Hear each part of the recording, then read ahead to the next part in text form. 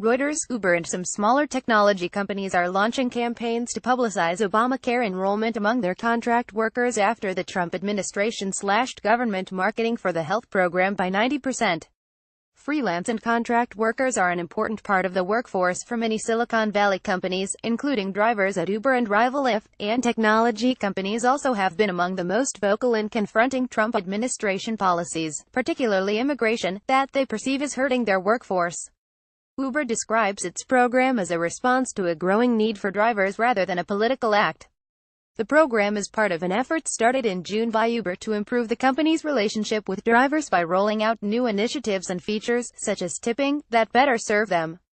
Starting on Friday, Uber will hold events for drivers in 28 U.S. cities, from Los Angeles to Indianapolis, to offer in-person assistance in signing up for insurance plans offered through the Affordable Care Act, commonly known as Obamacare. Uber did not disclose a budget for the initiative. The Uber program is an expansion of a partnership with Stride Health, a health consultant startup that specializes in helping independent workers choose health, dental and vision insurance plans. Stride said it is also working separately with a group of companies, including Etsy Inc., DoorDash Inc. and Postmates Inc., to sign up independent contractors for insurance. Uber has had a difficult year in the face of a federal probe into whether it broke bribery laws, allegations of sexual harassment, and other issues that led the company to bring in a new chief executive and promise to take better care of drivers. Former CEO Travis Kalanick also drew criticism for joining President Donald Trump's Business Advisory Council. Kalanick left the council in February. Across the United States, Obamacare enrollment for 2018 is clouded by uncertainty as experts expect reduced participation amid bitter political debate around the program's future. Republicans in Congress have repeatedly failed to repeal and replace former President Barack Obama's healthcare law, which they have said drives up costs for consumers and interferes with personal medical decisions. Democrats have warned that repeal would leave millions of Americans without health coverage.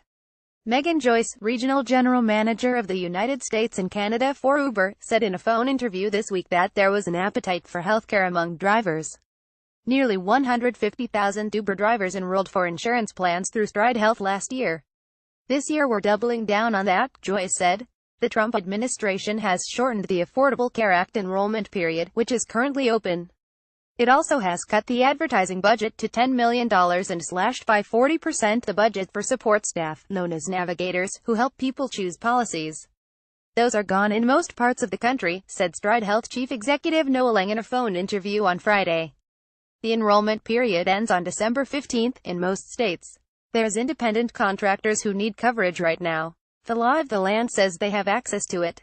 It's our number one job to make sure they get it, Lang said. Reporting by Salvador Rodriguez, editing by Peter Henderson and Matthew Lewis.